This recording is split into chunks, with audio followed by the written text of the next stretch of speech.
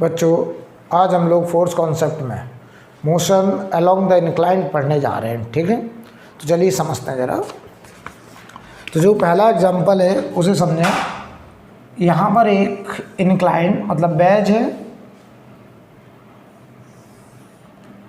ये एक बैज है, ये एंगल थीटा है, इसका मास कैपिटल एम है या स्मूथ सरफेस है। हमने इस बैज को, ये जो बैज है, हमने इस बैज को फिक्स रखा है। अब तुमको सर फिक्स कैसे रखोगे? या तो नीचे वेल्डिंग कर दो, या फिर हमने इसको यहाँ पर एक रस्सी से ऐसे बांध दिया है। तो जैसे ही इधर जाने की कोशिश करेगा तुरंत रस्सी में क्या आ जाएगा? टेंशन, और वो टेंशन इस बैज को इधर जाने से रोक लेगा। इसके ऊपर यहाँ पर एक एम मास का ब्लॉक, यहाँ पर भी कोई फ्रिक्शन जैसी बात नहीं है, स्मूथ सरफेस है, ठीक है।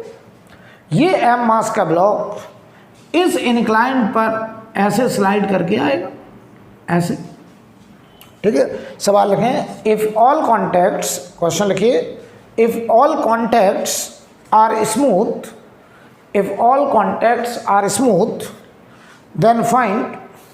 then find acceleration of small m, acceleration of small m along the inclined plane, acceleration of small m along the inclined plane, and also find tension in string, also find tension in string। हमें रस्सी में tension भी बताना है। तो जरा एक बार बताओ बेटा, ध्यान से देखना, ये जैसे जैसे नीचे आएगा, अगर हम बताओ ये जैसे जैसे नीचे आएगा ये किधर जाने की कोशिश करेगा? तुम्हारा कॉमन सेंस क्या कहता है? ये किधर जाने की कोशिश करेगा? थोड़ा फील करो। नॉर्मल, इस पर नॉर्मल ऐसे लग रहा होगा, उस नॉर्मल का इधर एक कंपोनेंट आएगा जो चाहता है ये बैच किधर चला जाए? राइट चला जाए। लेकिन बताओ राइट जैसे ही जाने वाला होगा तुरंत रस्सी में क्या आ जाएगा? टेंशन, और ये बैच हमारा रुक गया, रेस्ट पर हो गया। तो ये बताओ बैच रेस्ट पर है, तो आप हमको बताइए इसके जाने की टेंडेंसी किधर थी? Right side. और ये बताओ ब्लॉक डाउन द इंक्लाइन ऐसे आ रहा है। एक ऑब्जर्वर हम ग्राउंड पे खड़ा कर दें तो बताओ इसका फ्रेम कैसा? इनर्शियल। इसका फ्रेम कैसा? इनर्शियल।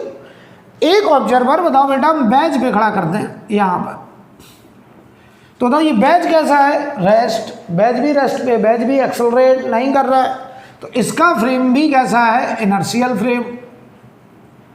तो बताओ इस सवाल में चाहे ऑब्जर्वर ग्राउंड पे खड़े होके देखे, चाहे ऑब्जर्वर बताओ बैच पे खड़ा होके देखे, बताओ उसको एक्सेलरेशन ब्लॉक का अलग अलग नजर आएगा कि बराबर बराबर? तो आपका जवाब होगा बराबर बराबर। क्यों? क्योंकि इसका फ्रेम भी इनर्शियल है और इसका भी फ्रेम इनर्शियल है, और अगर इनर्शियल फ्रेम से दोनों ऑब्जर्वर का फ्रेम अगर कॉमन है, इनर्शियल है, तो दोनों की ऑब्जर्वेशन भी रियल होगी। बताओ इनर्शियल फ्रेम से जब भी हम प्रॉब्लम करते हैं तो हमको एक्सेलरेशन रियल मिलता है। कैसा? रियल। तो ये बताओ डाउन द इंक्लाइन, ये बताओ क्या कहेगा? Motion of block, motion of block is down the incline, is down the incline at angle theta, down the incline at angle theta। तो इसने कहा कि हमको ये डाउन द इंक्लाइन इधर जाता देखेगा ए से, और यही A with respect to earth होगा, या यही बताओ A with respect to wedge होगा, और या ऐसे बोले यही ए रियल एक्सेलरेशन कहा जाएगा। इसी को हम लोग रियल एक्सेलरेशन कहेंगे बेटा, रियल, क्योंकि ये विद रिस्पेक्ट टू अर्थ है। अच्छा, ये विद रिस्पेक्ट टू अर्थ ही यहाँ पे विद रिस्पेक्ट टू बैज है। क्यों? क्योंकि बैज रुका हुआ है। तो बताओ रुके हुए फ्रेम से अगर हम ऑब्जर्वेशन लेंगे तो वो रियल ऑब्जर्वेशन होगी। क्लियर? चलो भाई एक बात और बताओ, इसका मोशन अगर इंक्लाइन के अलॉन्ग हो रहा है तो हम याद करो फ्री बॉडी डायग्राम जब बनाते थे तो हम सारे फोर्सेस को, बताओ एक्सेलरेशन उधर होता है जहाँ नेट फोर्स होता है, एक्सेलरेशन हमेशा कहाँ होगा? जिधर नेट फोर्स होगा। तो हम सारे फोर्सेस को रिजॉल्व करेंगे एक इंक्लाइंड के अलॉन्ग, क्योंकि हमको मोशन इंक्लाइंड के अलॉन्ग दिख रहा है। किसके अलॉन्ग दिख रहा है? इंक्लाइंड के अलॉन्ग। तो हम सारे फोर्सेस को अलॉन्ग इंक्लाइंड और परपेंडिकुलर टू इंक्लाइंड रिजॉल्व करेंगे। अब हम सारे फोर्स को हॉरिजॉन्टल और वर्टिकल नहीं देखेंगे। क्यों? हम हमेशा उस लाइन के लॉन्ग फोर्स को देखते हैं जिस लाइन में एक्सेलरेशन है, राइट, या जिस लाइन में एक्सेलरेशन की टेंडेंसी है। क्लियर?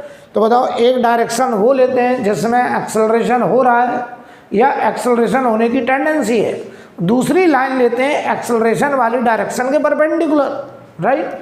तो सुनिए ध्यान से, अगर हम आपसे कहें free body diagram of block with respect to earth, with respect to earth या विद रिस्पेक्ट टू बैच, एक ही बात है बेटा, इस सवाल में एक ही बात है, क्योंकि बैच भी रुका हुआ है रेस्ट पे, तो इनर्शियल फ्रेम है, ठीक है। तो ध्यान से देखना, ये इंक्लाइंड है, ये एंगल थीटा है, यहाँ पे एक ब्लॉक एम मास का था, ठीक है।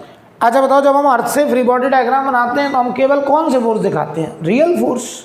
तो हमने इस एम मास से पूछा कौन कौन से फोर्स हैं जो आप पे लग रहे हैं। अच्छा एक बात बताओ, इस एम ने इस सरफेस को, ये जो कॉमन सरफेस है, इसे ऐसे दबाया होगा, कितने से? एन से। बताओ ये वाला N, by block on wedge, by block on wedge, तो इसको रिएक्शन ऐसे मिला होगा एन, और ये होगा by wedge on block, by wedge on block. अच्छे समझ लीजिए। तो बताओ बेटा, अगर हम इसका बीडी बनाएं तो ये कह रहा है सर एक तो ऐसे mg लग रहा है नीचे की तरफ, आप मेरी मदद करो, हमको एक्सेलरेशन देखो, इस इंक्लाइंड के अलॉन्ग दिख रहा है ए से, और यही A with respect to earth है, यही A with respect to earth. अच्छे समझना। तो हमें बताओ सारे फोर्स इस इंक्लाइंड के अलॉन्ग और इंक्लाइंड के परपेंडिकुलर के अलॉन्ग लाना है। तो बताओ ये जो mg था वर्टिकली डाउनवर्ड, इसको ऐसे ही छोड़ दिया जाए कि इसके कंपोनेंट किए जाए। तो आप कहेंगे सर कंपोनेंट करिए, क्योंकि हमको सारा फोर्स इंक्लाइन के लॉन्ग और इंक्लाइन के परपेंडिकुलर के लॉन्ग चाहिए। तो जरा बताओ, इसका एक कंपोनेंट इधर आएगा, एक कंपोनेंट इधर आएगा। तो बताओ ये अगर थीटा है तो देखो ये हॉरिजॉन्टल, इसका परपेंडिकुलर वर्टिकल, ये इंक्लाइंड, इसका परपेंडिकुलर ये नॉर्मल, तो ये एंगल थीटा। तो इधर आएगा बेटा mg का cos थीटा, इधर आएगा mg का sin थीटा, और इसको मैंने कर दिया डॉट डॉट डॉट, क्योंकि हमने इसके ले लिए क्या? कंपोनेंट, ठीक है। आप समझना, नॉर्मल बताओ इस पर कितना लगेगा? इस कॉमन सरफेस के, ये कॉमन सरफेस है, इसके परपेंडिकुलर ऐसे लग रहा होगा नॉर्मल। क्या बताओ इस पर और कोई फोर्स है? और कोई फोर्स नहीं है। तो ये तुमको जाता किधर दिख रहा है? इस इंक्लाइन के लॉन्ग। तो बताओ इंक्लाइन के लॉन्ग कितना फोर्स है? mg sin theta. तो आप कहोगे mg sin थीटा ने, mg sin थीटा ने m मास को a से एक्सेलरेट किया। मैंने लिखा एफ नेट बराबर m a।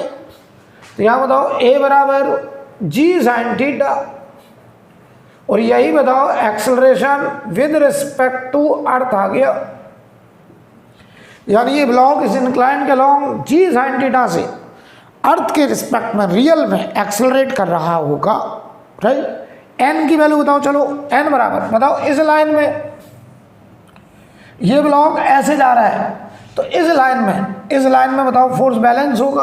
क्यों बैलेंस होगा? क्या ये ब्लॉक कभी ऐसे जंप कर रहा है क्या? ये लगातार इस इंक्लाइन को दबाते हुए नीचे आ रहा है। तो आप क्या लिखेंगे? आप लिखेंगे बताओ n ने mg cos थीटा को बैलेंस किया, तो n will be equal to mg cos theta, ये होगा n इक्वल टू होगा mg cos थीटा। नोट करिए, n होगा mg cos थीटा, a आ गया g sin थीटा, n आ गया mg cos थीटा।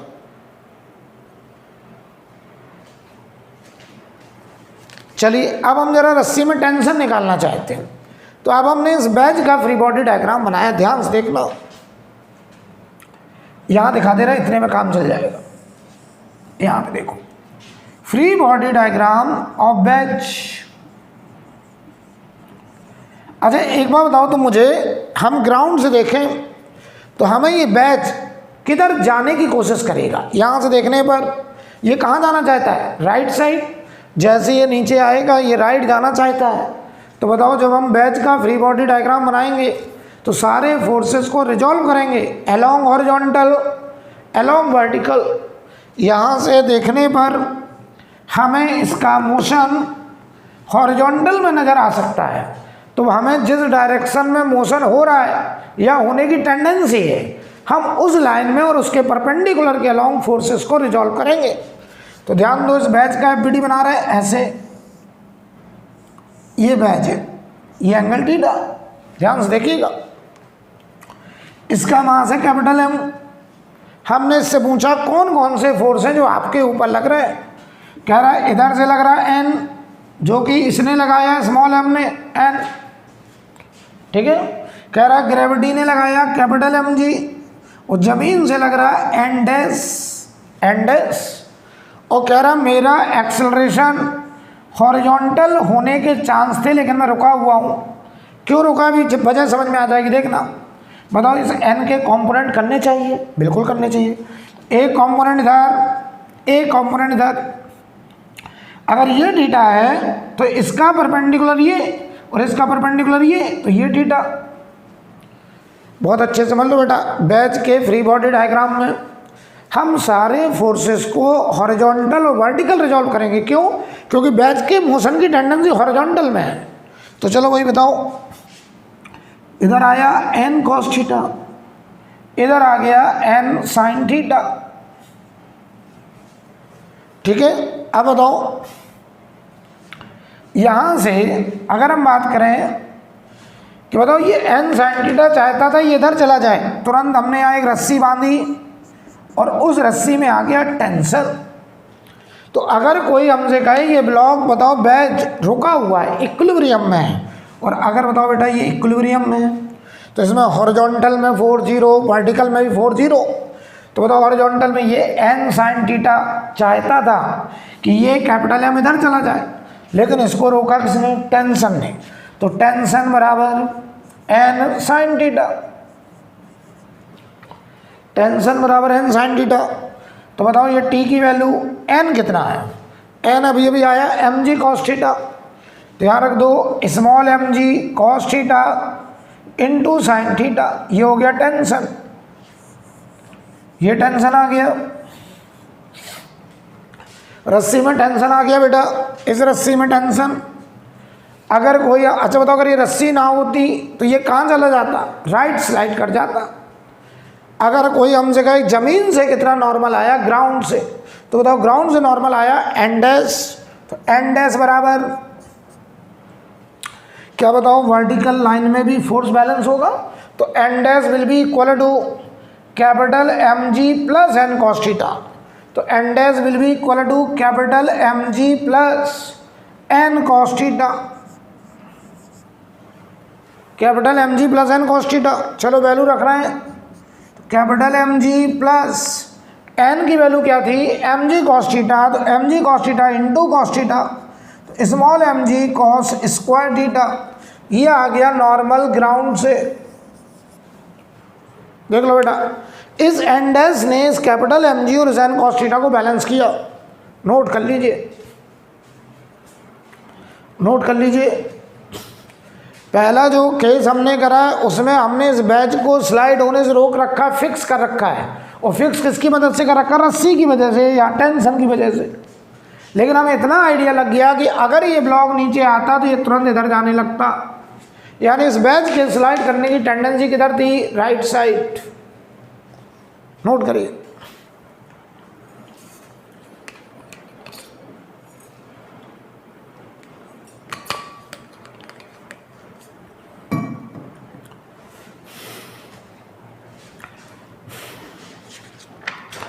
अब हम लोग एक काम करते हैं, इस बैच को भी फ्री कर दे रहे हैं मोशन के लिए, ठीक है। बैच को मोशन के लिए फ्री कर देते हैं। अगर बताओ बैच को फ्री कर दें मोशन के लिए तो ये बैच किधर जाने की कोशिश करेगा? Right side. तो करते हैं, देखते हैं। इतना आप नोट करिए पहले जल्दी से, फिर हम आगे बढ़ें।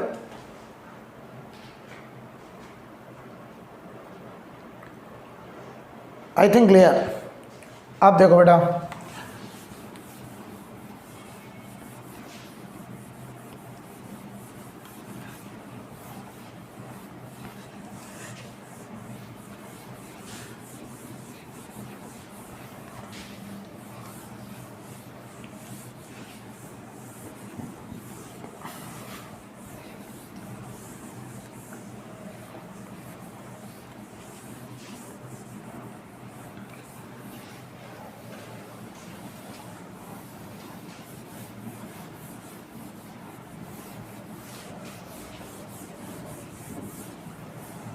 हम अपने फ्री बॉडी डायग्राम में सारे फोर्सेस को रिजॉल्व करते हैं।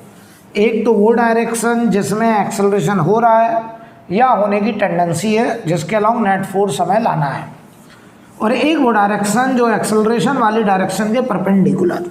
ठीक है। और जब भी फ्री बॉडी डायग्राम अर्थ से बनाएंगे, इनर्शियल फ्रेम से बनाएंगे, तो हम अपने फ्री बॉडी डायग्राम में केवल और केवल रियल फोर्स दिखाएंगे जो उस बॉडी पर लग रहे होते हैं। इतनी बातचीत हम लोग पढ़ चुके हैं, राइट। अब देखो बेटा, ध्यान देना, ये आर्टिकल का लेवल बढ़ता चला जाएगा। हम आपसे ऐसे कहें,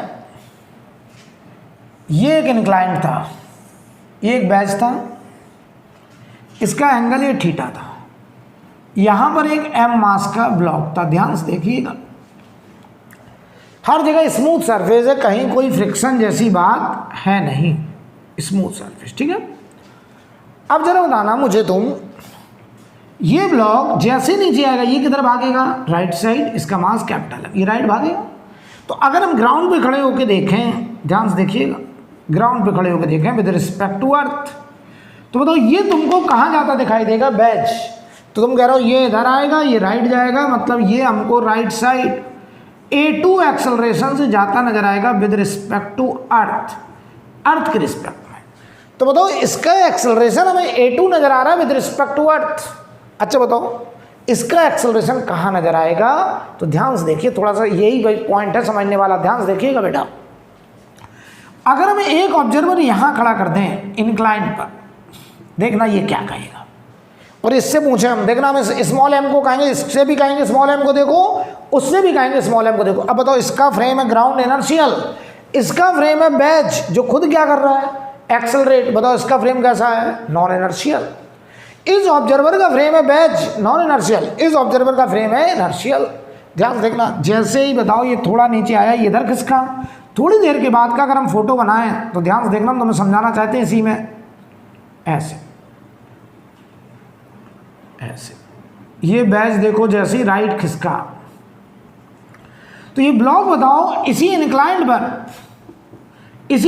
पर ये ब्लॉक मान लो यहां कहीं पहुंच गया, और ये ऑब्जर्वर देखो इसी बैच पे यहां खड़ा है। ध्यान से देखना, तो बताओ ये वाला पॉइंट, कोई भी एक पॉइंट ले लो, मान लो ये पॉइंट देखो यहां आ गया। तो बताओ अर्थ के रिस्पेक्ट में देखें, रियल में यहां पे खड़े होकर देखें, हम कहेंगे ये वाला पॉइंट हमको देखो इस डायरेक्शन में जाता नजर आ रहा है, ये डायरेक्शन। बताओ ये जो डायरेक्शन है स्मॉल एम के एक्सेलरेशन की, ये विद रिस्पेक्ट टू अर्थ है, रियल में है। तो पता क्या होगा? अर्थ से देखें तो ये एंगल देखो थीटा था, और ये एंगल कोई नया एंगल आ रहा है अल्फा। तो ये पता है अर्थ पे जो ऑब्जर्वर खड़ा है वो क्या कह रहा है कि स्मॉल एम का मोशन इस रास्ते पे हो रहा है और अल्फा एंगल पे हो रहा है, और वो अल्फा एंगल हमें सवाल में पता नहीं है। तो बताओ इसने कहा acceleration of small M, acceleration of small M, या ऐसा बोलो motion of small M, motion of block at angle alpha, alpha जो कि अननोन है, लिख भी दे रहे हैं अननोन अल्फा विद हॉरिजॉन्टल, कह रहा है हॉरिजॉन्टल से कितने एंगल पे? अल्फा एंगल पे। ठीक, ये ऑब्जर्वर कह रहा है कौन? ग्राउंड वाला। अच्छा ये ऑब्जर्वर क्या कह रहा है? जो बैच पे खड़ा, ध्यान से देखना, ये कह रहा है सर देखो मैं इस बैच पे खड़ा हूं और बैच मेरे लिए रुका है, इसके लिए बैच रेस्ट पे। कह रहा है ये ब्लॉक पहले मेरे पास था, अब ये ब्लॉक मुझसे इतना दूर है। तो बताओ इसको क्या लगेगा? ये कहेगा ये ब्लॉक उसी इंक्लाइंड के लॉन्ग नीचे जा रहा है, कितने एंगल पे? ये कहेगा मुझे तो ये थीटा एंगल पे जाता दिख रहा है। मैं फिर से समझा रहा हूँ, ध्यान से देखना। ये पर्सन क्या देख रहा है? कह रहा है ये ब्लॉक बिल्कुल मेरे बगल में था, अब उसी इंक्लाइंड पर ये मुझसे थोड़ा दूर हो गया। तो बताओ इस ऑब्जर्वर को क्या लगेगा कि मोशन ऑफ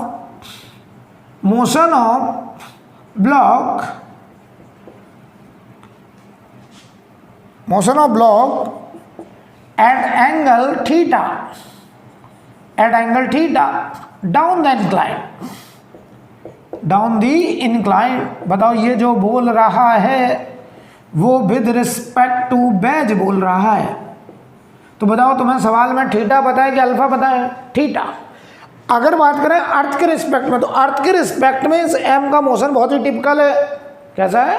टिपिकल मोशन है अर्थ के रिस्पेक्ट में। लेकिन बैज के रिस्पेक्ट में ये हमको इंक्लाइंड पे जाता दिखेगा। और बात सही भी है, ये इंक्लाइंड है और ये ब्लॉक ऐसे जा रहा है, ऐसे, ये इधर भाग रहा है, इधर भाग रहा है। तो जो ऑब्जर्वर यहीं बैठा होगा, देखो रियल में क्या हो रहा है, अर्थ से देखना तुम्हें क्या दिखाई देगा, ये मान लो ब्लॉक है, ये ऐसे जा रहा है। तुम कह रहे हो सर इसका मोशन अर्थ के रिस्पेक्ट में तो बहुत टिपिकल है, लेकिन यहाँ जो खड़ा है बैच पे, मान लो मैं बैच पे ही हूँ, तो मुझे क्या दिख रहा है? मुझे दिख रहा है ये केवल इंक्लाइंड के अलॉन्ग जा रहा है। तो बताओ इंक्लाइंड के अलॉन्ग थीटा एंगल पे जाता हुआ, बताओ रियल में दिखेगा कि बैच के रिस्पेक्ट में दिखेगा? पहले ये क्लियर करो। तो बताओ ये थीटा एंगल पे जाता हुआ विद रिस्पेक्ट टू बैच, अर्थ के रिस्पेक्ट में तो ये हमें एक नए एंगल अल्फा पे जाता दिख रहा है और वो एंगल हमें पता नहीं है। ठीक, तो हम पता क्या करेंगे, हम ये मान लेंगे, देखना ध्यान से। अब हम ये मान लेंगे इस सवाल को सॉल्व करने में कि ये एंगल थीटा था, इसका मास स्मॉल एम था और इसका मास स्मॉल एम था, ये कैपिटल एम था। हम ये मान लेंगे कि ये ब्लॉक स्मॉल एम इंक्लाइंड के अलॉन्ग A1 से जा रहा है with respect to wedge, wedge के रिस्पेक्ट में थीटा एंगल पे जा रहा है और ये बात ये वाला ऑब्जर्वर कह रहा है। और ये कैपिटल एम हमको इधर जाता दिख रहा है A2 से विद रिस्पेक्ट टू अर्थ, और ये बात हमारा ये ऑब्जर्वर कह रहा है जो जमीन पे खड़ा है।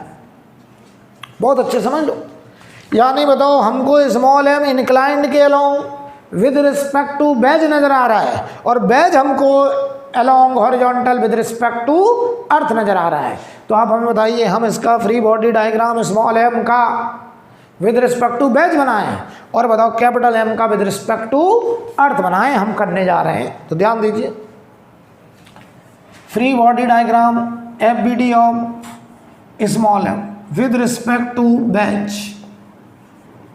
यानी बताओ हम प्रॉब्लम इस ऑब्जर्वर से करवा रहे हैं, इस ऑब्जर्वर से, ये वाला ऑब्जर्वर, ध्यान देना। तो देखो बेटा, ये एंगल थीटा है, यहां ब्लॉक है। चलो भाई फोर्सेस दिखाएं। बताओ हम यहां पे खड़े हैं बैच पे, इस ऑब्जर्वर से करवा रहे हैं। बताओ इस ऑब्जर्वर का फ्रेम बैच खुद एक्सेलरेट कर रहा है, इनर्शियल कि नॉन इनर्शियल? Non inertial. तो हम अपने फ्री बॉडी डायग्राम में रियल फोर्स के साथ साथ स्यूडो भी लगाएंगे। चलो लगाओ, इधर बोलो mg। बताओ बेटा mg के कंपोनेंट करेंगे, ऐसे छोड़ दें, आपने कहा कंपोनेंट, ये एंगल थीटा आएगा, इधर mg का कॉस, इधर mg का साइन, ठीक है, इधर बोलो नॉर्मल, ऐसे। स्यूडो बताइए किधर आएगा? स्यूडो, ये रियल फोर्स होगा स्यूडो। मास बॉडी का एक्सेलरेशन, फ्रेम बैच का डायरेक्शन, फ्रेम के एक्सेलरेशन के अपोजिट, इधर आया स्यूडो। मास ब्लॉक का एक्सेलरेशन A2 बैच का, ये स्यूडो। और बताओ स्यूडो लगाने के बाद ये हमको इंक्लाइंड के अलॉन्ग A1 से जाता दिख रहा है विद रिस्पेक्ट टू बैच। तो बताओ हमें सारा फोर्स इधर चाहिए, ये रिलेटिव एक्सेलरेशन है बेटा, relative with respect to wedge है ये रियल एक्सेलरेशन नहीं निकल रहा है, ये रिलेटिव निकल रहा है। स्यूडो लगाने के बाद हमेशा कैसा एक्सेलरेशन निकलता है? Relative with respect to non inertial frame. तो बताओ स्यूडो के भी कंपोनेंट कर दें। बताओ ये थीटा तो ये थीटा, तो स्यूडो को हटा रहे हैं डॉट डॉट डॉट में, जैसे mg को हटा दिया डॉट डॉट डॉट में। स्यूडो का इधर कंपोनेंट ma2 cos थीटा और इधर आएगा ma2 sin थीटा। ठीक, चलो भाई A1 से कौन ले जा रहा है? mg sin theta plus ma2 cos theta, यही बताओ नेट फोर्स है डाउन द इंक्लाइन। इसने m मास को A1 एक्सेलरेशन से एक्सेलरेट किया, इक्वेशन नंबर 1। बताओ इस लाइन में फोर्स बैलेंस है, क्योंकि ये ब्लॉक हमेशा ऐसे आ रहा है बैच से देखने पर। बेटा ये इंक्लाइंड के अलॉन्ग रियल में नहीं आ रहा है, ये इंक्लाइंड के अलॉन्ग यहाँ से देखने पर आ रहा है बैच के रिस्पेक्ट में। तो बताओ इस लाइन में फोर्स बैलेंस करो तो n plus ma2 sin theta will be equal to mg cos theta. ठीक है, इसे नाम दे दो इक्वेशन नंबर 2। सेकंड इक्वेशन, तो हमारे पास अननोन देखो 3 है, कौन कौन, n, a1, a2, 3 unknown. Equation 2 बनी, एक इक्वेशन हम और बनाने जा रहे हैं और वो इक्वेशन हम बनाएंगे बैच से, ठीक है, बैच का फ्री बॉडी डायग्राम। तो ध्यान दो, इसे मैं हटा रहा हूं, ठीक है।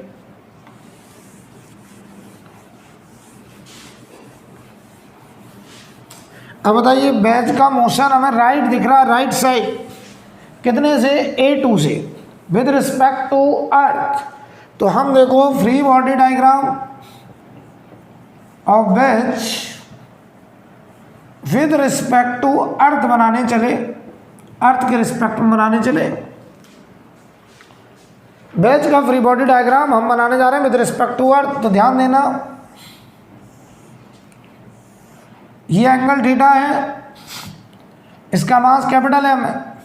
तो बताओ, अर्थ के रिस्पेक्ट में अगर हम FBD बना रहे हैं तो केवल रियल फोर्स दिखाएंगे, इधर mg, इधर नॉर्मल, जमीन से n डैश, हमको जाता किधर दिख रहा है, right side with respect to earth. तो बताओ बेटा, जिधर नेट फोर्स उधर ही हमें सारे फोर्सेस को रिजॉल्व करना है, जिधर एक्सेलरेशन उधर ही नेट फोर्स बचाना है। तो बताओ, यहाँ mg और n डैश के कंपोनेंट करने की जरूरत नहीं, n के करने पड़ेंगे। n के क्यों करने पड़ेंगे, क्योंकि हमें सारे फोर्स को हॉरिजॉन्टल और वर्टिकल चाहिए। तो ये दोनों तो वर्टिकल है, ये नहीं है। तो बताओ, ये थीटा, तो ये थीटा, इधर आएगा n cos थीटा, इधर आएगा n sin थीटा। बोलो भाई। तो बताओ, इसको हॉरिजॉन्टल में ले जाने वाला कौन, n sin थीटा। तो n sin थीटा ने कैपिटल M मास को A2 एक्सेलरेशन दिया, इक्वेशन नंबर 3। अब हमारे पास 3 इक्वेशन, 3 अननोन सॉल्व हो जाएगा। लेकिन कोई हमसे कहते जमीन से नॉर्मल कितना, कोई यही कहते यहाँ ग्राउंड पे लोड कितना, तो वो होगा, बताओ बेटा, n डैश, यहाँ लिख दे रहे हैं, जरूरत नहीं है, लिख दे रहे हैं n डैश, n डैश बराबर mg plus n cos theta, capital mg plus n cos theta, ये होगा n डैश। लेकिन हमें इसकी जरूरत नहीं है, ठीक, नो नीड। अगर पूछ देंगे तो बताना पड़ेगा, पूछ देंगे तो बताना पड़ेगा। मान लो कोई हमसे यही कहते हैं कि यहाँ हमने एक वेट मशीन रखी है, यहाँ वेट मशीन रखी है, कोई कहते हैं इस वेट मशीन की रीडिंग बताओ, तो यहाँ का नॉर्मल और यहाँ का नॉर्मल कौन है, n डैश। चलो भाई, अब सॉल्व करना भी अपने आप में एक सवाल होता है, कैसे करना मैं तुम्हें हिंट कर दे रहा हूँ थोड़ा। यहाँ से n की वैल्यू बताओ क्या आ रही है, capital Ma2 upon sine theta, और इस वैल्यू को आप यहाँ रख दो, देख लो। तो capital Ma2 upon sine theta plus small ma2 sine theta बराबर mg cos थीटा। देख लो बेटा, तो मैं जैसा कि देख पा रहा हूँ ये साइन स्क्वायर हो जाएगा, तो a2 कॉमन आया, capital M plus small m sine square theta, और इधर आ गया बेटा small mg cos theta into sine theta. देख लो भाई, तो A2 की वैल्यू निकल आई, acceleration of batch with respect to earth आ गया A2 बराबर small mg cos theta into sine theta upon capital M plus small m sine square theta. यह आ गया A2 बैच का एक्सेलरेशन विद रिस्पेक्ट टू अर्थ। अब हमें A1 निकालना, तो A1 बराबर, देखो बेटा, A2 की वैल्यू यहाँ रख दो, इक्वेशन नंबर 1 में रख दो, A2 की वैल्यू इक्वेशन नंबर 1 में रखो, आप पाएंगे A1 बराबर g sine theta small m plus capital M upon capital M plus small m sine square theta. यह आएगा A1। बताओ, ये A1 एक्सेलरेशन ऑफ ब्लॉक है with respect to wedge, acceleration of block है विद रिस्पेक्ट टू बेज, और ये acceleration of wedge है with respect to earth. I think clear, note कर लीजिए। ये कैसे आया, ये A2 की वैल्यू यहां रख दो, सॉल्व करो, ये आएगा। एलसीएम लीजिएगा, सॉल्व करिएगा।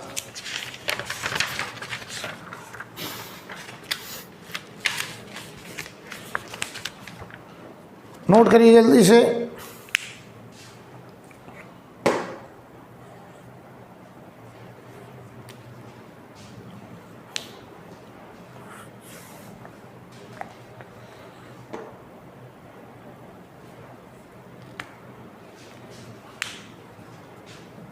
क्लियर?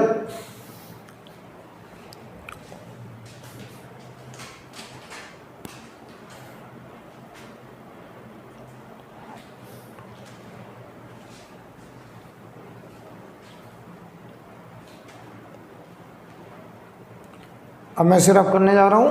अब देखिए अगला केस।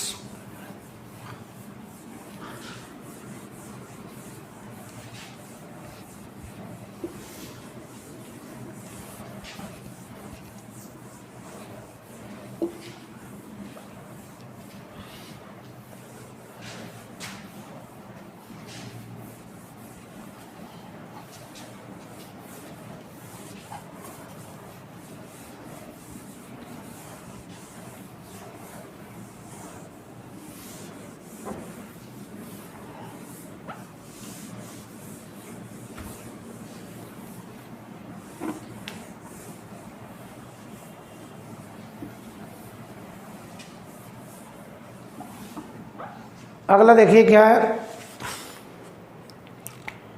हमारा सवाल। देखो क्या, इसी में थोड़ा चेंज करते हैं। ये एक बेज था, एंगल ऑफ इंक्लिनेशन थीटा था, इसका मास कैपिटल है। यहाँ पर एक स्मॉल एम मास का ब्लॉक, अगर ये इधर जाता था तो ये राइट जाने लगता था with respect to earth.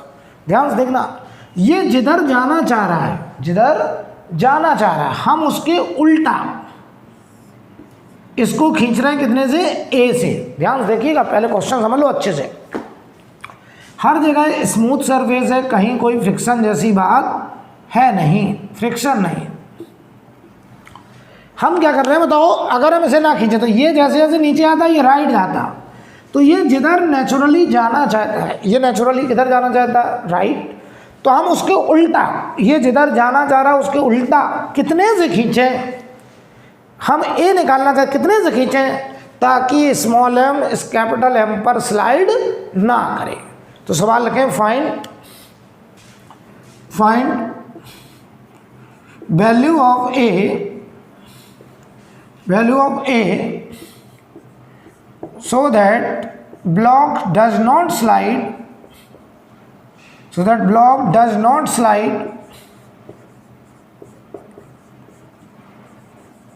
slide with respect to batch. Block does not slide with respect to batch. ये हमारा क्वेश्चन है। मैं फिर से रिपीट कर रहा हूँ सवाल। हम इसे किधर खींच रहे हैं? जिधर ये नेचुरली जाना चाह रहा है उसके उल्टा, अपोजिट डायरेक्शन में। ये जाना चाह रहा है राइट, हम इसे खींच रहे हैं लेफ्ट। तो हमसे कह रहा है हम इसे लेफ्ट कितने एक्सेलरेशन से खींचें ताकि ये ब्लॉक इस पर स्लाइड ना करे। तो जरा देखते हैं, हम इस ऑब्जर्वर से बात करें। चलो हम पहले इस ऑब्जर्वर से बात करें। इसके लिए बताओ नो स्लाइडिंग का क्या मीनिंग है? स्लाइड ना करने का मतलब होता है नो रिलेटिव मोशन। क्या मतलब? नो रिलेटिव मोशन, इनके बीच में कोई रिलेटिव मोशन नहीं हो रहा है। ठीक है, तो ध्यान से देखना। अगर हम इससे पूछें तो ये क्या कह रहा है? ये कह रहा है मैं बैच पे खड़ा हूँ, बैच मेरे लिए रेस्ट, और अगर इसे स्लाइड नहीं करना तो ये कहेगा ये दूरी अगर x है तो ये कह रहा है ये देखो यार, कोई भी दो बॉडी के बीच में अच्छे समझ लो, रिलेटिव मोशन का ना होने का मतलब क्या है? रिलेटिव मोशन के ना होने का मतलब उन दोनों का एक्सेलरेशन बराबर। ठीक, उन दोनों का एक्सेलरेशन बराबर। तो बताओ इसके लिए बैच का एक्सेलरेशन 0 है, ये बैच पे खड़ा है, इसके लिए बैच रुका है, और ये चाहता है कि बैच के रिस्पेक्ट में ये ब्लॉक स्लाइड ना करे। तो ये कह रहा है मेरे लिए ब्लॉक और बैच का एक्सेलरेशन, दोनों का एक्सेलरेशन बराबर हो जाए, 0 हो जाए। तो ये क्या कहेगा, ये कह रहा सर एक्सेलरेशन ऑफ ब्लॉक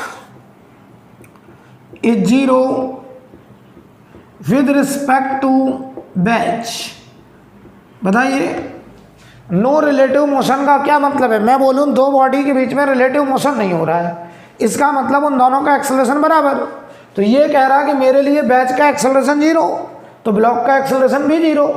अच्छा, एक ऑब्जर्वर हम यहाँ खड़ा कर दें, अर्थ पे खड़ा कर दें। हमने इससे कहा तुम बताओ तुम्हारे लिए नो स्लाइडिंग का क्या मतलब है? तो ये कह रहा है मेरे लिए भी मतलब वही है नो स्लाइडिंग का, कि जो दो बॉडी कांटेक्ट में है उनके बीच में रिलेटिव मोशन ना हो, और रिलेटिव मोशन ना होने का मतलब उन दोनों का एक्सेलरेशन मेरे लिए बराबर। तो हमने इससे पूछा तुम बताओ, कह रहा है ये बैच हमें लेफ्ट जाता दिख रहा कितने से, ए से। तो ये कह रहा है इसका मतलब मुझे ये ब्लॉक भी लेफ्ट जाता दिखे ए से। तो इसने कहा acceleration of small M is A left side with respect to earth. तो बहुत अच्छे से समझ लो, नो रिलेटिव मोशन का मतलब दोनों ने एक ही बोला कि दोनों की रिस्पेक्ट में। इसने कहा acceleration of small M and capital M is same और a with respect to earth. यार बताओ अगर रिलेटिव मोशन नहीं होना है तो बताओ जो ऑब्जर्वर कह रहा है कि मुझे रिलेटिव मोशन नहीं दिख रहा है, इसका मतलब उस ऑब्जर्वर के लिए उन दोनों का एक्सेलरेशन बराबर। अच्छा, ये ऑब्जर्वर क्या कह रहा है? ये भी कह रहा है acceleration of small M and capital M is same, लेकिन वो सेम कितना, दैट इज 0। क्यों? ये बैच पे खड़ा है। तो बताओ इसके लिए बैच रुका है तो ब्लॉक भी रुका है इसके लिए बैच अगर ए से जा रहा है तो ब्लॉक भी ए से जा रहा है, तभी हम बोलेंगे कि इन दोनों के बीच में रिलेटिव मोशन नहीं हो रहा है। कुल मिलाकर के बात इतनी है कि आप जहाँ से देख रहे हैं वहाँ से दोनों का एक्सेलरेशन बराबर अगर हो जाए, चाहे वो बराबर 0 हो जाए तो चाहे वो बराबर ए हो जाए, तो हम कहेंगे उन दोनों बॉडी के बीच में रिलेटिव मोशन नहीं हो रहा है। तो देखो नो रिलेटिव मोशन का मतलब एक ही है कि acceleration of both body should be same. तो ये ऑब्जर्वर कह रहा मेरे लिए दोनों का एक्सेलरेशन 0 है, और ये कह रहा मेरे लिए दोनों का एक्सेलरेशन ए है लेफ्ट साइड, और दोनों ही कह रहे हैं कि no relative motion between block and wedge, दोनों एक ही बात कह रहे हैं। ठीक है, हम दोनों से प्रॉब्लम करवाते हैं, देखना ध्यान से। अच्छा, हमने एक बात और बताई थी, प्रॉब्लम हम कहीं से भी करें, जो रियल फोर्स होते हैं लाइक टेंशन, नॉर्मल, फ्रिक्शन, के एक्स, स्प्रिंग का फोर्स, इनकी वैल्यूज पे कोई फर्क नहीं पड़ता है। फ्रेम बदलने से फर्क पड़ता है इफेक्ट पर। बहुत अच्छे समझ लो बेटा। इसने कहा स्मॉल एम कैपिटल एम पे स्लाइड नहीं कर रहा है, तो इसने कहा स्मॉल एम और कैपिटल एम मेरे लिए दोनों ही रुके हुए हैं। ये कह रहा है स्मॉल एम कैपिटल एम पे स्लाइड नहीं कर रहा है, तो मेरे लिए स्मॉल एम और कैपिटल एम दोनों ही ए से लेफ्ट जा रहे हैं एक साथ। बताओ, यानी नो रिलेटिव मोशन का मतलब है आप जहाँ से खड़े होकर देख रहे हैं वहाँ से दोनों का एक्सेलरेशन आपको बराबर दिखना चाहिए। अब वो बराबर में कहीं से दोनों का 0 दिख सकता है, कहीं से वो दोनों का ए दिख सकता है, राइट। लेकिन मीनिंग बस इतना है कि अगर रिलेटिव मोशन नहीं होना है तो दोनों का एक्सेलरेशन बराबर होना चाहिए with respect to that frame, right. तो चलिए प्रॉब्लम हम पहले करते हैं with respect to wedge. With respect to wedge करें, देखिए ध्यान से। तो बैच के रिस्पेक्ट में ये इंक्लाइन था बेटा, ये थीटा एंगल था, यहाँ ब्लॉक था। चलो भाई, हमें इसका रिलेटिव मोशन नहीं दिख रहा है, तो बताओ यहाँ से देखने पर ये हमको रेस्ट नज़र आ रहा है, तो आप करें यहाँ से देखने पर ये हमको रिलेटिव में रेस्ट नज़र आ रहा है। रिलेटिव एक्सेलरेशन 0 मतलब with respect to wedge. Wedge के रिस्पेक्ट में अगर एक्सेलरेशन 0 है तो हम कहेंगे कि बैच और ब्लॉक के बीच में कोई भी स्लाइडिंग नहीं हो रही है। अब बताओ बेटा, एफबीडी बनाओ, इधर mg, बताओ mg, इधर बोलो नॉर्मल, बताओ mg को ऐसे छोड़ देंगे कंपोनेंट, इधर बताइए ये एंगल थीटा, तो इधर आएगा mg का cos थीटा, इधर आएगा mg का sin थीटा, राइट। अब बताइए भाई स्यूडो, बताइए क्या स्यूडो लगेगा? अगर हम प्रॉब्लम यहाँ पे खड़े होकर कर रहे हैं तो हमारा फ्रेम बैज है और बैज खुद एक्सेलरेट कर रहा है तो स्यूडो लगेगा। वो स्यूडो होता है मास बॉडी का, एक्सेलरेशन फ्रेम का, और डायरेक्शन होती फ्रेम के एक्सेलरेशन के ऑपोजिट। तो बताओ स्यूडो आएगा राइट साइड, मास बॉडी का स्मॉल m का, एक्सेलरेशन फ्रेम का स्यूडो। तो बताओ हम स्यूडो के करने चले कंपोनेंट, इधर देखो कंपोनेंट, एक कंपोनेंट इधर, इसको डॉट डॉट डॉट कर दे रहा हूं मैं, ये थीटा होगा, अरे यार ये थीटा होगा ना, तो ये आएगा एम ए स्यूडो का कॉस कंपोनेंट, इधर ऐड हो जाएगा एम ए स्यूडो का साइन कंपोनेंट। अब बताओ एकदम पिक्चर क्लियर हो गया। बताओ बेटा ये हमको रिलेटिव में रुका नजर आ रहा है, हम यहाँ खड़े हैं, हमें ये दिख रहा है रुका हुआ। अर्थ से क्या दिख रहा है कि दोनों एक साथ जा रहे हैं, कितने से? ए से। तो बताओ बैज के रिस्पेक्ट में ये हमें रुका हुआ नजर आ रहा है, तो हमने बैज के रिस्पेक्ट में फ्री बॉडी डायग्राम बनाया, रिलेटिव एक्सेलरेशन जीरो किया। बताओ ये mg sin थीटा चाहता था ये नीचे चला जाए, तो इधर बताओ ये कंपोनेंट है स्यूडो का, तो हम बोलेंगे mg sin थीटा को ma cos थीटा स्यूडो के कॉस कंपोनेंट ने बैलेंस कर लिया, m से m कट गया, a बराबर g साइन अपॉन कॉस, तो g tan थीटा। बताओ बेटा वो a आ गया g tan थीटा, a आ चुका है g tan थीटा। अब हम निकालने जा रहे हैं नॉर्मल। कोई हमसे कहते हैं नॉर्मल कितना, तो बताओ नॉर्मल की वैल्यू देखो, नॉर्मल बराबर mg cos theta plus ma sin theta. तो नॉर्मल बराबर mg cos theta plus m a की जगह आएगा g tan थीटा, तो g tan theta into sine theta. तो ये देखो नॉर्मल की वैल्यू आ गई mg cos थीटा प्लस इसे लिख दे साइन बाई कॉस, तो mg साइन बाई कॉस, तो sine square upon cos theta. LCM लो बेटा, तो ये हुआ mg cos square theta plus sine square theta जो कि 1 हो जाएगा, और नीचे है cos थीटा। तो बताओ इनके बीच में जो नॉर्मल लग रहा होगा वो बताओ mg अपॉन cos थीटा आ गया। इस केस में अच्छे समझ लो नॉर्मल किसके बराबर है, mg अपॉन cos थीटा, एक इसके बराबर है g tan थीटा। बहुत अच्छे समझना, इसका मतलब अगर हम इस बैज को a बराबर g tan थीटा से खींचें, ये नीट में आ चुका है सवाल, अगर हम इस बैज को g tan थीटा से खींचें तो ये ब्लॉक इस बैज पर स्लाइड नहीं करेगा, और नहीं करेगा मतलब यहाँ से अगर देखेंगे तो ये हमें रुका नजर आएगा, और अर्थ से देखेंगे तो ये दोनों हमें एक साथ आगे जाते दिखाई देंगे a एक्सेलरेशन से, और उस कंडीशन में n की वैल्यू होगी mg by cos theta. I think clear? अच्छा सुनना ध्यान से, अगर a बराबर g tan थीटा है तो बताओ ये कह रहा है ये हमें रुका नजर आ रहा है। हमने इससे पूछा कैसे रुक गया ये, तो कह रहा है mg sin थीटा को स्यूडो फोर्स के कॉस कंपोनेंट ने बैलेंस कर लिया। लेकिन बताना अगर a g tan थीटा से कम होता, अगर a g tan थीटा से कम होता, मैं यहाँ लिख दे रहा हूँ, अगर a less than g tan theta होता तो बताओ जरा ध्यान से, तो बताओ ये pseudo a g tan theta से कम, ये स्यूडो थोड़ा कम, तो ये कंपोनेंट कम हो जाता, और कम हो जाता तो ये body down the incline slide कर जाती, और हम कहते small m slide down the incline, down the incline with respect to wedge, wedge के रिस्पेक्ट में ये डाउन द इंक्लाइन स्लाइड कर जाता। कब? जब a अगर g tan थीटा से कम होता। अब देखना, और अगर a greater than g tan theta होता तो बताना ये स्यूडो अब mg tan थीटा से बड़ा, तो ये कंपोनेंट थोड़ा बड़ा हो जाता, तो mg sin थीटा कमजोर पड़ता, ये बड़ा होता, और ये ब्लॉक अप द इंक्लाइन ऊपर स्लाइड कर जाता, और हम कहते small m slide up the incline, up the incline with respect to wedge. तो सुनो ध्यान से बेटे, अगर इस ब्लॉक को इस बैच पर स्लाइड नहीं करना है तो बताओ केवल एक ही वैल्यू अलाउड है और वो वैल्यू है a बराबर जी टेन थीटा। ना जी टेन थीटा से कम चलेगा ना जी टेन थीटा से ज़्यादा चलेगा।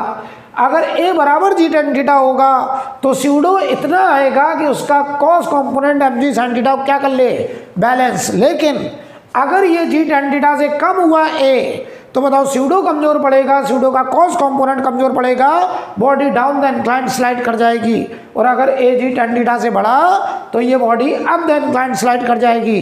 तो मैं तुम्हें ये सिखाने की कोशिश कर रहा हूँ कि अगर ब्लॉक को बैच पर स्लाइड नहीं करना है तो इस ए की केवल एक ही वैल्यू है और वो वैल्यू है ए बराबर g tan theta. I think clear. और किधर की तरफ देना है, जिधर ये जाना चाहता है उसके अपोजिट डायरेक्शन में। ये जाना चाहता था राइट, उसके अपोजिट खींचे ए बराबर जी टेन थीटा से, तो हम देखेंगे कि ब्लॉक बैच के रिस्पेक्ट में स्लाइड नहीं कर रहा है और ए की केवल एक ही वैल्यू हमारे पास है, वो है जी टेन थीटा। न इससे कम चलेगा न इससे ज़्यादा चलेगा। आई थिंक क्लियर। अब सुनो, इतना नोट करो। अब हम इसी सवाल को इस ऑब्जर्वर से करवाने जा रहे हैं। ध्यान से देखना, ए आया जी टेन थीटा और एन आया M G by cos theta. अब हम सेम क्वेश्चन को करवाना चाहते हैं इस ऑब्जर्वर से विद रिस्पेक्ट टू अर्थ। तो देखिए भाई,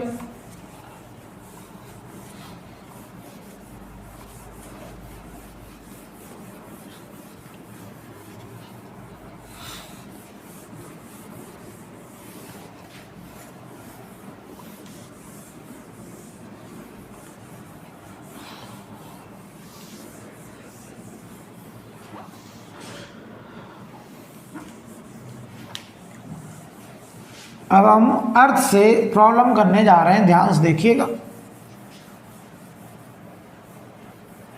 अच्छा बताओ बेटा, अर्थ के रिस्पेक्ट में अगर हम देखें तो ये इस पर स्लाइड ना करे, इस बात का मतलब है कि ये दोनों किधर जा रहे हैं, राइट सॉरी लेफ्ट साइड, कितने से, ए से।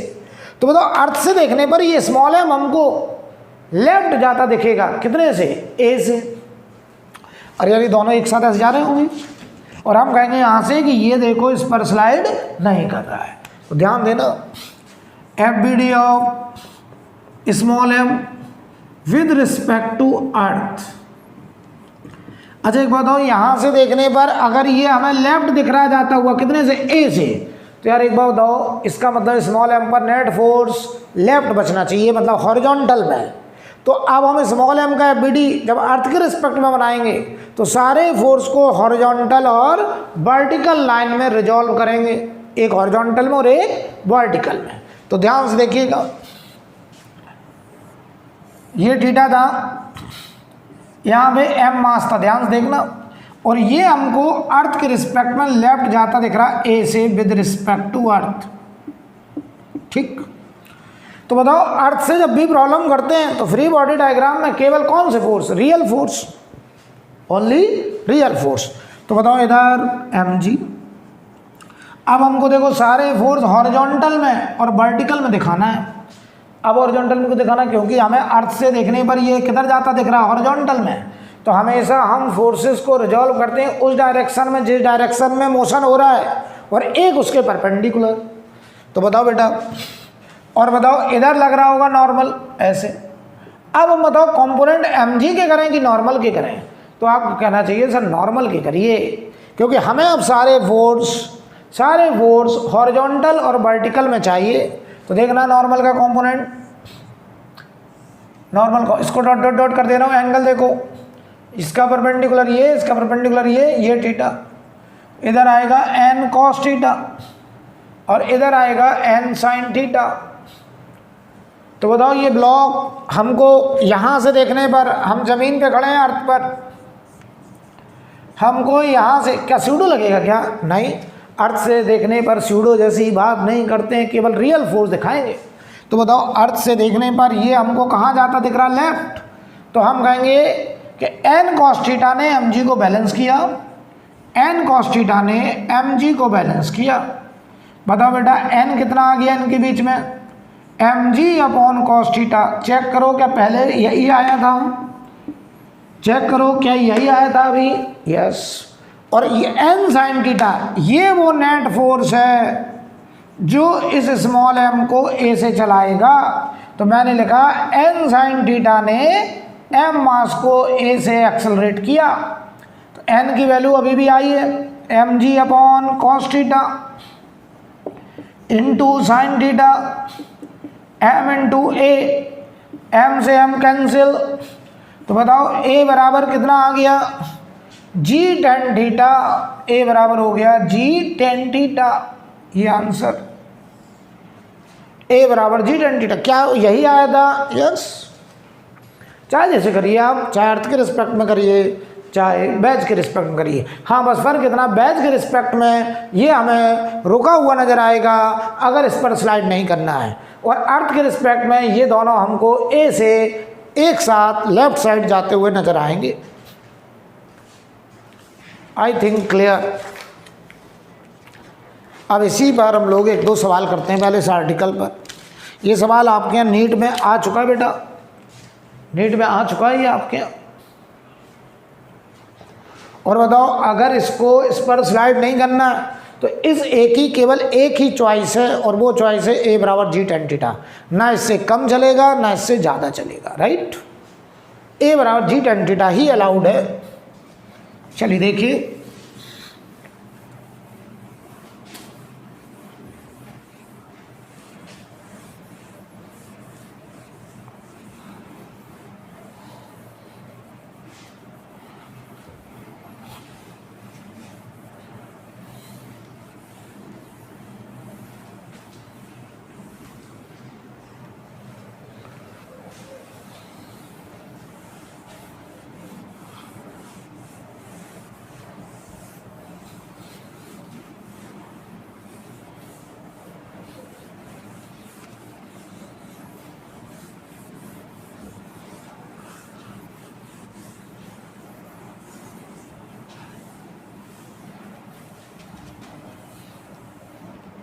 अब देखिए भाई, सवाल कुछ ऐसा है,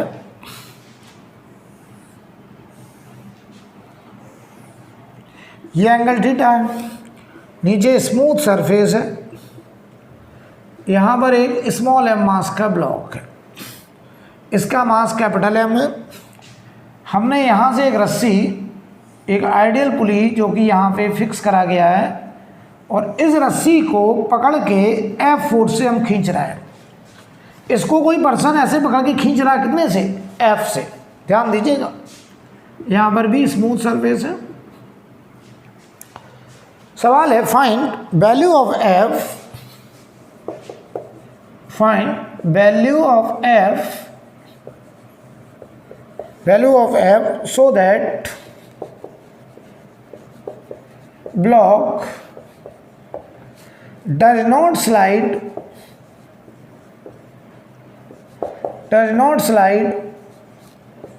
on bench, so that block does not slide on bench। ये ब्लॉक जो है वो बेंच पर स्लाइड ना करे। तो तुम कहोगे सर बहुत आसान है। बताओ अगर हम रस्सी को 10 न्यूटन से खींचें, आइडियल रस्सी है तो टेंशन 10 न्यूटन, तो अगर हमने F से खींचा तो यहाँ टेंशन F के बराबर, यहाँ टेंशन F के बराबर, यहाँ टेंशन F के बराबर। अब ध्यान दो, हम अगर अर्थ से देखें, यहाँ पे खड़े होकर देखें, और हम चाहते हैं कि ये इस पर स्लाइड ना करे, तो ज़रा जवाब दो। अर्थ से देखने पर ये दोनों हमको एक साथ चलते नज़र आएंगे, किधर की तरफ, लेफ्ट साइड। कितने एक्सेलरेशन से, A से। और हमको ये अच्छे से पता है कि A की वैल्यू केवल और केवल कितनी हो सकती है, g tan थीटा। अभी अभी निकाल के गए। तो हम अगर यहाँ से देखें और ये दोनों हमको एक साथ इधर आते दिखाई दें, तभी ये इस पर स्लाइड नहीं करेगा। और बताओ बेटा वो A किसके बराबर होगा, g tan थीटा के, ना इससे कम ना इससे ज़्यादा। तो बताओ भाई इन दोनों का अगर हम कंबाइंड FBD बना लें, तो देखना ध्यान से, अगर हम कंबाइंड FBD बनाएं कंबाइंड फ्री बॉडी डायग्राम। तो देखो हमें ये कैसा दिखाई देगा,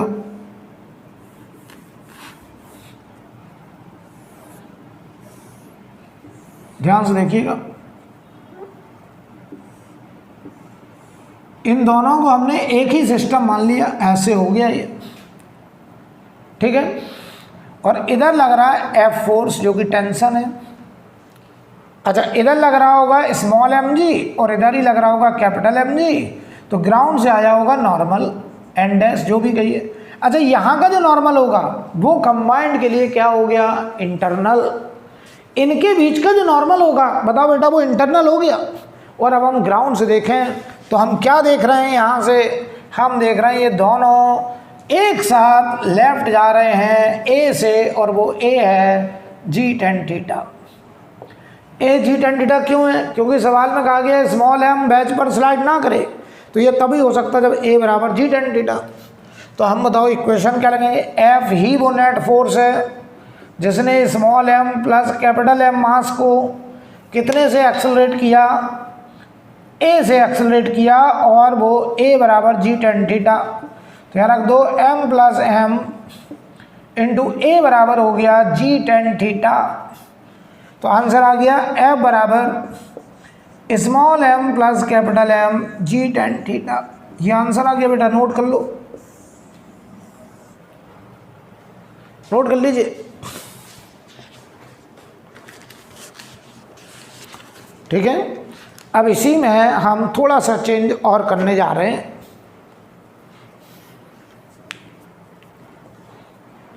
थोड़ा सा चेंज और करेंगे, नोट करो आप।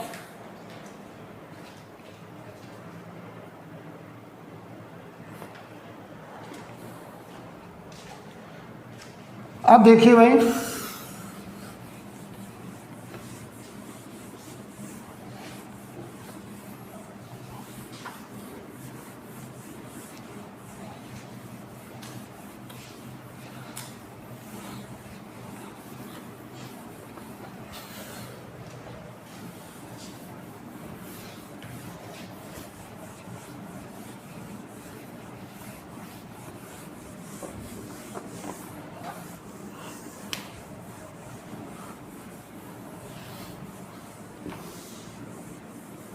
इसी में थोड़ा सा चेंज करने जा रहे हैं।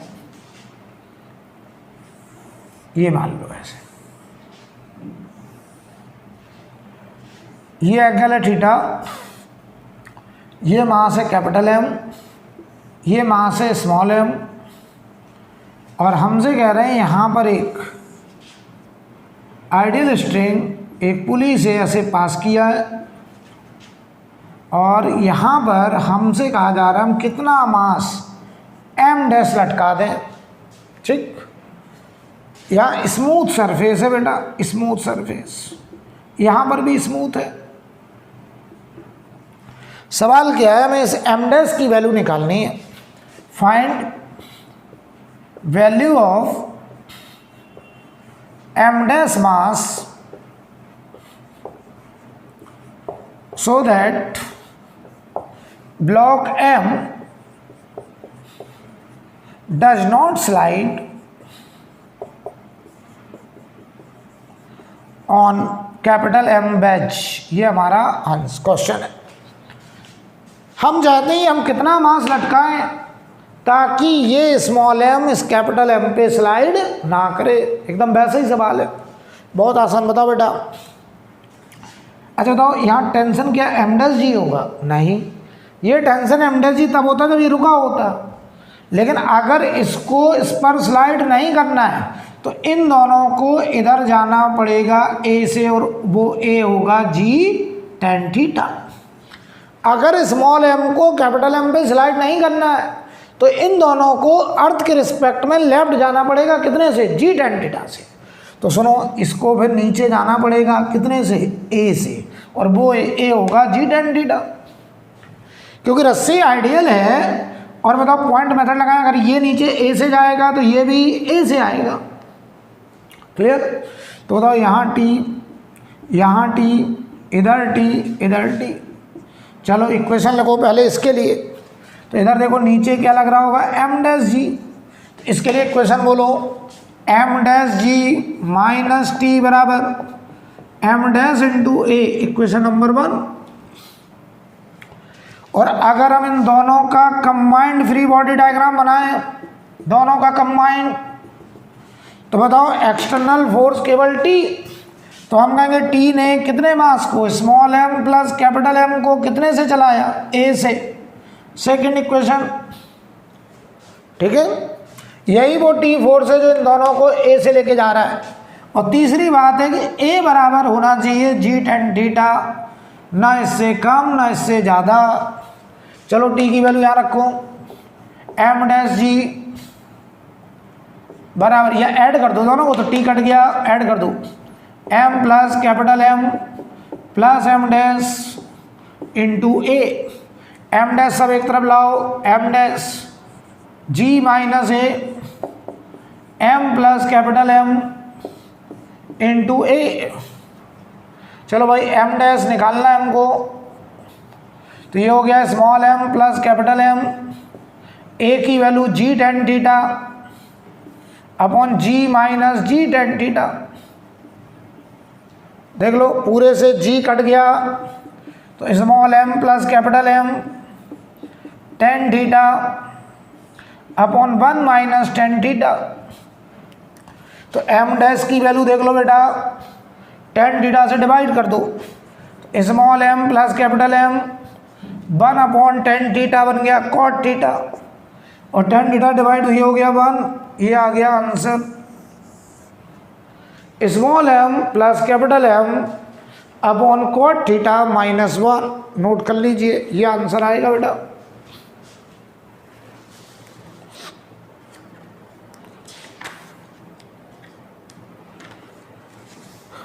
आई थिंक क्लियर।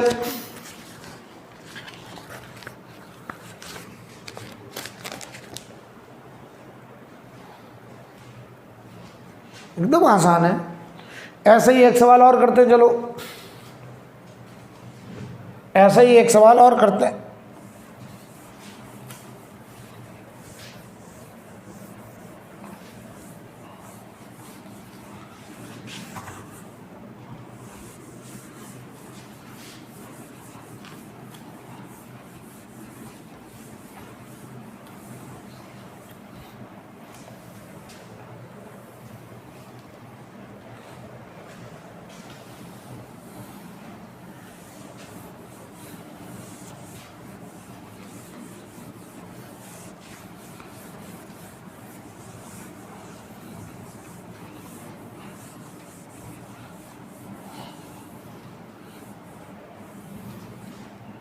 अब देखिए भाई,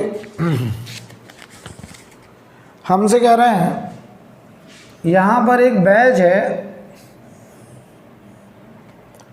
ये एंगल है 37 डिग्री, और यहाँ पर एक 2 kg का ब्लॉक रखा गया है, इसका मास है 3 kg, और यह रस्सी से, एक रस्सी को आइडियल पुली से ऐसे पास कराया गया। यहाँ पे कह रहे हैं हम कितना मास लटकाएं। देखिए फाइंड वैल्यू ऑफ एम, सवाल देखो, find value of capital M so that no relative motion between 2 kg and 3 kg।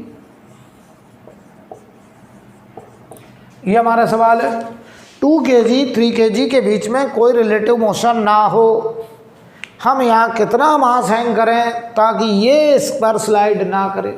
अगर स्लाइड ना करे मतलब मोशन कंबाइंड। तो देखो भाई सवाल नोट हो गया।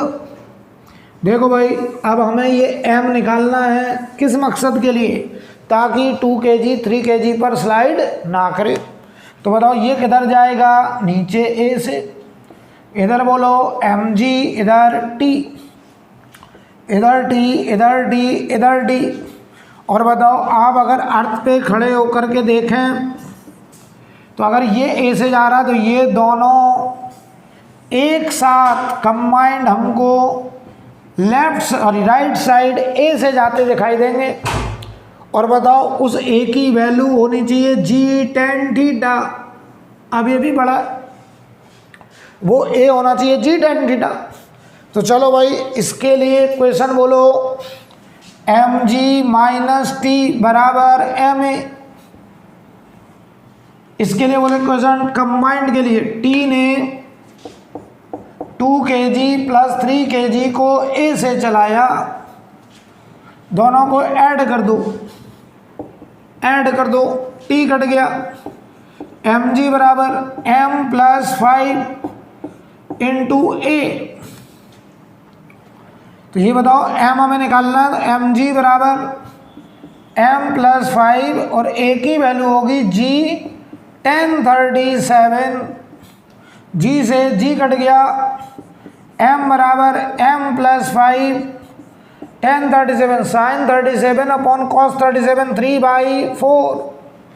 आपको पता है साइन 37 3/5 होता है, कॉस 37 4/5 होता है, तो 1037 3/4 हो जाएगा।